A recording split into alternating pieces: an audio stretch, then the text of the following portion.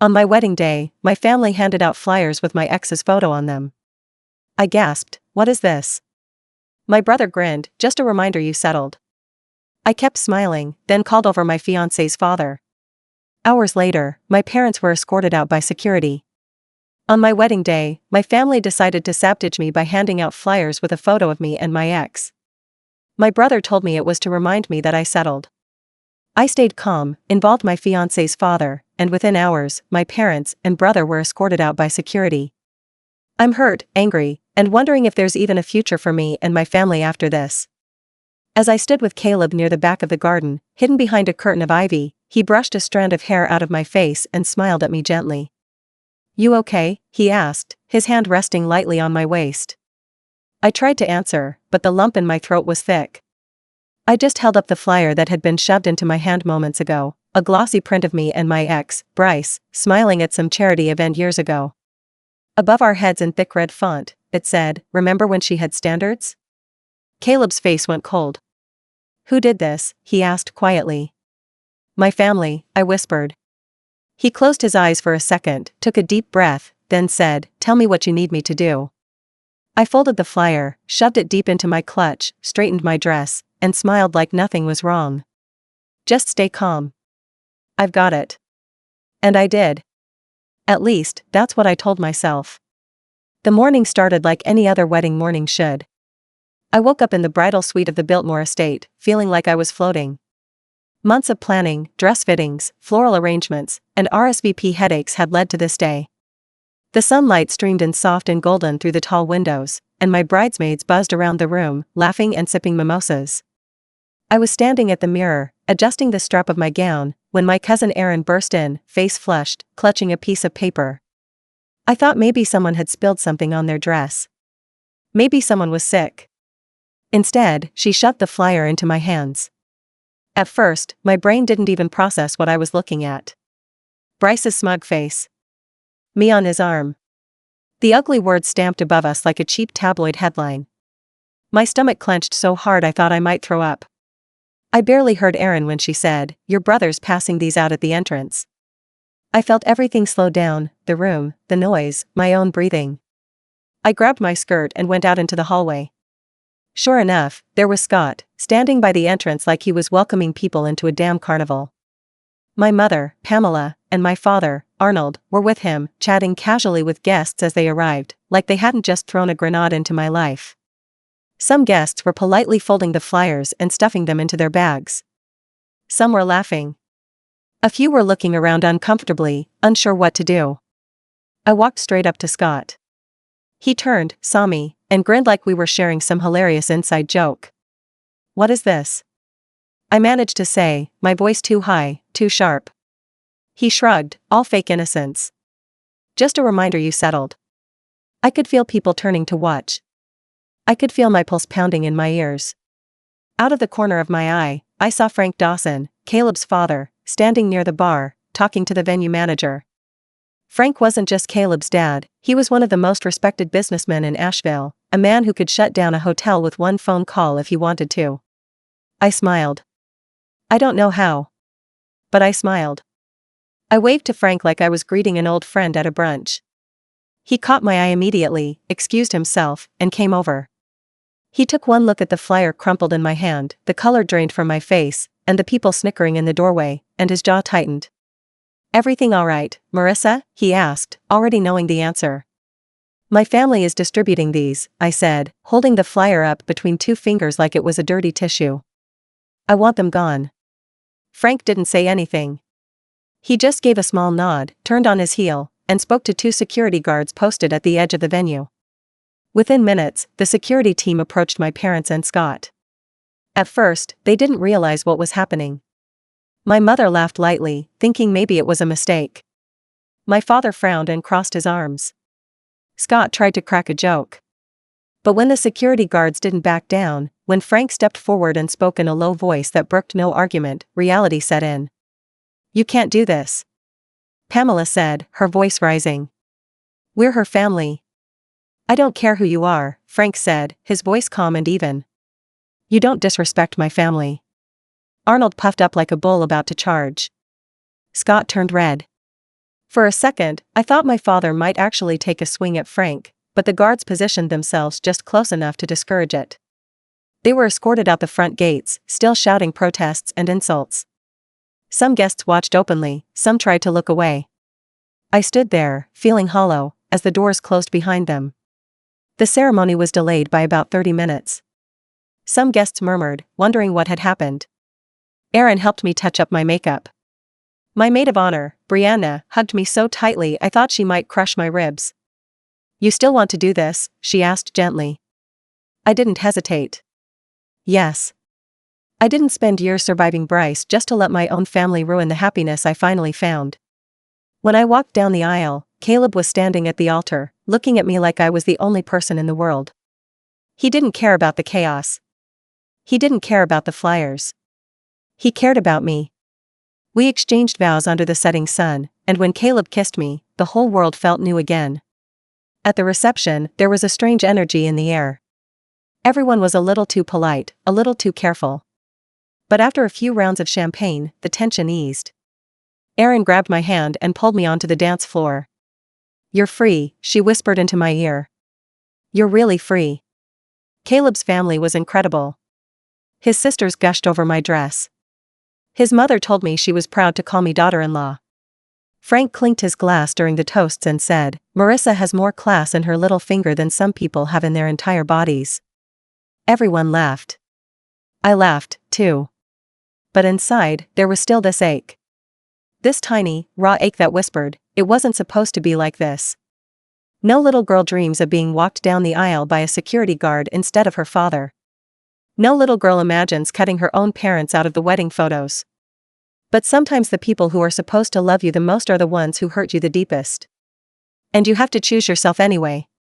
After the reception wound down and the last guests had trickled out, Caleb and I sat together in the empty ballroom, still in our wedding clothes, shoes kicked off, champagne glasses in hand.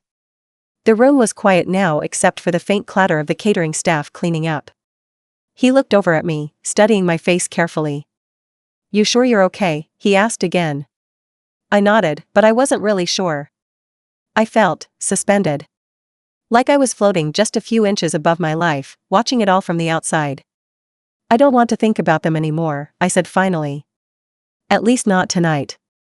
He just squeezed my hand. The next morning, reality hit. I woke up with that weird, shaky feeling you get after something big happens, a wedding, a funeral, a fight. Something that splits your life into a before and an after. There were texts on my phone from numbers I didn't recognize. Some were from distant relatives who hadn't even bothered to RSVP, now suddenly furious at me. "How could you throw your parents out of your wedding? Blood is thicker than water, Marissa. You humiliated your whole family." I stared at the screen in disbelief. No one asked what my parents had done. No one asked if I was okay. Caleb took my phone and tossed it into the nightstand drawer without a word. He wrapped me in a hug and said, "Block them all." I did. One by one, shaking fingers and all. 2 days later, while we were packing for our honeymoon in Greece, a thick envelope showed up at our house. No return address. Just my name written in tight, angry handwriting. Inside was a letter from my mother. 8 pages, handwritten. It started with how disappointed she was in me. How hurt she was. How she couldn't believe I would choose a man's family over my own. How I would regret cutting them off once Caleb showed his true colors, just like Bryce had supposedly shown mine. No apology. No admission of wrongdoing. Just rage. Grief. And a heavy, suffocating guilt that practically rose off the paper like smoke. I read it once. Then again. Each time, I could feel the old hooks digging into me. The guilt. The obligation. The belief that maybe, somehow, this was my fault. That if I'd been a better daughter, a better sister, none of this would have happened. I sat down on the edge of the bed and cried so hard I couldn't breathe. Caleb found me there, letter crumpled in my hand. He sat next to me, took the letter gently, and read it silently. When he finished, he didn't say anything. He just leaned forward, picked up the wastebasket, and dropped the letter inside. Then he lit a match. We watched it burn together, the paper curling and blackening, the smoke rising in delicate threads. "I'm proud of you," he said quietly. I wanted to believe him. I really did. The next few weeks were strange. On our honeymoon, we lounged on beaches and explored ancient ruins and drank wine on tiny balconies overlooking the sea. It should have been perfect. And it was, mostly. But there were moments, late at night, when the sadness snuck up on me. When I'd wonder if I was a terrible person. When I thought about how my parents had always talked about my wedding as if it were their prize. Their proof that they had raised a proper daughter. How much they had obsessed over it, planned it, critiqued it. How they'd acted like it was their event, not mine. And when they realized they couldn't control me, they tried to destroy it instead. I wondered if they ever really loved me, or if they just loved the version of me they had created in their heads. The obedient, quiet, polished daughter who did what she was told. When we got back from Greece, there were more letters. Some from my mother. Some from my father, shorter, colder. Some from Scott, filled with taunts and cheap shots. I didn't open most of them. Caleb did. He sorted through them like they were junk mail and threw them away before I even saw what they said. I knew my parents. I knew they wouldn't let it go easily. Control was their oxygen. Without it, they flailed, desperate and cruel. But what I hadn't expected was how many family members picked sides. How many of them chose my parents' version of the story without even asking for mine.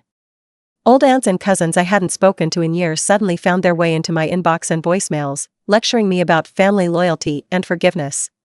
It was like being gaslit by an entire army of people who didn't know the first thing about what had actually happened. One evening, a few weeks later, Caleb and I were sitting on the porch, watching the sunset bleed across the sky. He handed me a glass of sweet tea and said, "You know, you don't owe anyone an explanation." I nodded, but a lump rose in my throat. "I know," I said. It feels like I lost everything. All at once." He was quiet for a minute. "Maybe you did," he said finally. "But maybe you lost the things that were already trying to destroy you." That stuck with me. Because he was right. I hadn't lost love. I hadn't lost safety. I hadn't lost kindness or respect. I had lost manipulation. I had lost fear. I had lost conditional affection that only existed when I was who they wanted me to be. But letting go didn't mean it stopped hurting. Some nights, I dreamed of my mother's face, twisted in fury. I dreamed of my father shaking his head in disappointment. I dreamed of Scott laughing that cruel, ugly laugh. Sometimes, in the quiet moments, I missed them. Not the real them, but the version I had spent my whole life wishing they would become. I realized that mourning people who are still alive is a strange, brutal thing. The fall came fast that year. The trees around Asheville turned deep, fiery colors almost overnight, scarlet, gold, burnt orange. Our house sat near the edge of a forest preserve, and sometimes in the mornings, I'd stand on the back porch in my robe, watching the mist roll in over the hills, a hot mug of coffee clutched in my hands. It should have felt peaceful. But instead, every time the phone buzzed, or the mail truck pulled up, or a relative's name popped up on social media, I felt that tight knot of dread twist inside me again. It had been months since the wedding. Caleb and I had slipped into our new routine, lazy Sunday mornings, grocery runs, fixing up the house, planning future trips. Outwardly, everything looked good. Perfect, even. But inside, I still felt raw. I didn't talk about it much. I didn't want to seem ungrateful. I had Caleb. I had his family. I had this beautiful life we were building. What right did I have to still feel broken? It wasn't until Erin came over one afternoon that I realized just how much I was bottling up. She plopped onto the couch, kicking her boots off and pulling a blanket over her legs. "You've been weird lately," she said casually, picking at the threads of a throw pillow. I laughed weakly. "Define weird." "You flinch every time your phone rings," she said. "You're jumpy. You don't talk about anything real anymore." I stared at her, caught off guard. "I'm fine," I said automatically. Erin rolled her eyes. "You're not. And that's okay." I opened my mouth to argue, but instead, the words just tumbled out. "I keep thinking, maybe I overreacted," I said. "Maybe I should have let them stay. Maybe I ruined everything over one bad joke." Erin looked at me like I had grown two heads. "Marissa. They tried to humiliate you at your own wedding. That's not a joke. That's ABSE. The word ABSE hit me like a slap. I had never allowed myself to think of it that way. ABSE was something that happened to other people. Not to me. Not from my family. I twisted the ring on my finger, staring at it. I keep thinking if I had just done something differently, maybe none of this would have happened. That's what they want you to think, Aaron said quietly. That it's your fault. So they never have to take responsibility for their own garbage. For a long moment, we sat there in silence. Then Aaron said, almost as an afterthought, you should talk to someone. Like a therapist. I bristled at first. That old pride kicking in. Therapy meant weakness. Therapy meant admitting something was broken. But deep down, I knew she was right. A week later, I sat in the office of Dr. Helena Ward, a soft-spoken woman with kind eyes and an entire wall of plants behind her desk. I didn't even know where to start. She let me ramble, picking through the pieces of my story, gentle but firm, asking questions that made my throat ache. At the end of the session, she said something that stuck with me. You were taught to believe that love has to hurt. That love is something you have to earn by being perfect. But real love doesn't work that way, Marissa. Real love doesn't work that way. I wrote that down in my journal that night, underlining it 3 times. Therapy was hard. It cracked me open in ways I wasn't ready for. I realized that my parents hadn't just been strict or old-fashioned. They had been controlling. Manipulative. They had built a version of love that was entirely conditional, perform the way we want, and we will show you affection. Deviate, and we will punish you.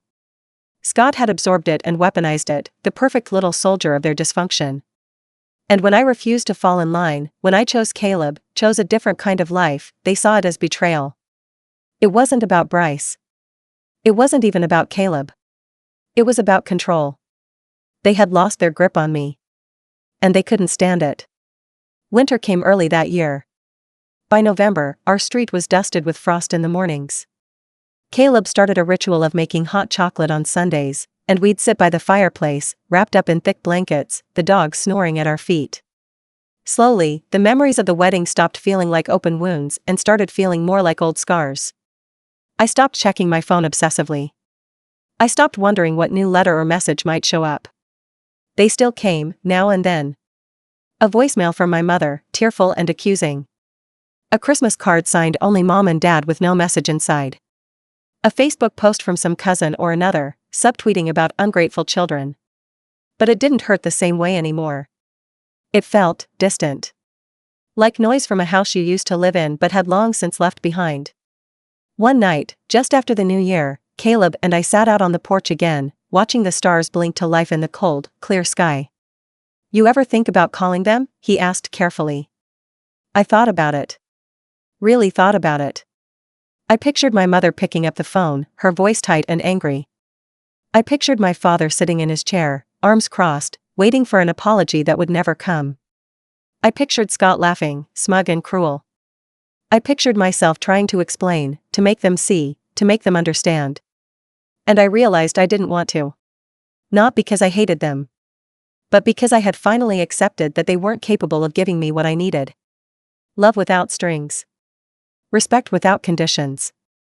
Acceptance without pain. I turned to Caleb and smiled. No, I said. I don't. He smiled back, pulling me close. And for the first time in a long time, I felt light. Untethered. Free. The months rolled by. By spring, life had settled into something soft and steady. Therapy was helping. Caleb and I were happy. My ties to my family had withered into nothing more than occasional, bitter reminders that blood isn't always thicker than peace. And then, without warning, the universe handed me a chance I never saw coming. It started with a voicemail from Aaron. Hey, so, you're gonna wanna sit down before you hear this. I called her back immediately. Apparently, my parents were throwing a massive anniversary party. 40 years of marriage. Huge guest list. Fancy venue. Big deal. And they were trying to position it as a reunion to heal old wounds, but only on their terms, of course. What they really wanted was to save face. They were desperate to reclaim their social standing, especially after what had happened at my wedding. From what Aaron heard through the grapevine, They had spent the last year telling anyone who would listen that I had embarrassed them, that I had destroyed our family out of selfishness, that I had run off with some gold digger's son to live like a princess. It was almost funny, if it hadn't been so pathetic. The best part? They had invited everyone who had been at the wedding, including the Dawsons. Including me. Erin ended her call by saying, "You don't have to go." Seriously. But, if you did want to, well, it would be interesting. At first, I wasn't sure. It felt petty. Immature. But then I thought about all the lies they had spread. All the ways they had twisted the truth to make themselves look like victims. I thought about the girl who had walked into her wedding full of hope, only to be blindsided by betrayal. I thought about the woman I was now. And I decided I wasn't going to hide anymore. The night of the party, I wore a dress that made me feel invincible, sleek, black, understated, but so perfectly tailored it looked like it had been made for me. Caleb stood at my side, looking devastating in his suit. His parents came, too, at my invitation. We walked into the venue like we owned the place. The looks we got were satisfying, to say the least. People stared. Whispered. Some were outright gawking. My mother spotted me first. Her face went pale, then splotchy red. My father stiffened like he'd been hit with a stun GN. Scott looked like he wanted to disappear into the floor. I smiled warmly at them. Gave a polite little wave. Then, without missing a beat, we went and said hello to every guest we actually liked, the ones who hadn't chosen sides, the ones who had been kind or neutral when everything blew up. The Dawsons moved through the room like royalty. Frank shook hands. Caleb's mother, Margaret, charmed the crowd. Caleb stayed close to me, his hand always at the small of my back. My parents were boxed in. Their own party, their own turf, and they couldn't do a damn thing without looking even worse. When it came time for speeches, the microphone was passed around. People toasted my parents, droning on about loyalty, family, all the usual platitudes. Then, whether by genuine mistake or passive-aggressive genius, the microphone ended up in my hand. I hadn't planned to speak. I really hadn't. But standing there, looking out at all those faces, I realized this was it. My moment. I smiled, slow and easy. "I just want to say," I began, my voice clear and calm, "that family isn't about blood. It's about who shows up for you when it matters. It's about respect, love, and kindness." I let that hang in the air, sweet and sharp. And I'm grateful every day for the family I chose. The people who stood by me, even when it wasn't easy. Even when others tried to tear me down. Several guests shifted awkwardly. A few clapped. A few more looked pointedly at my parents.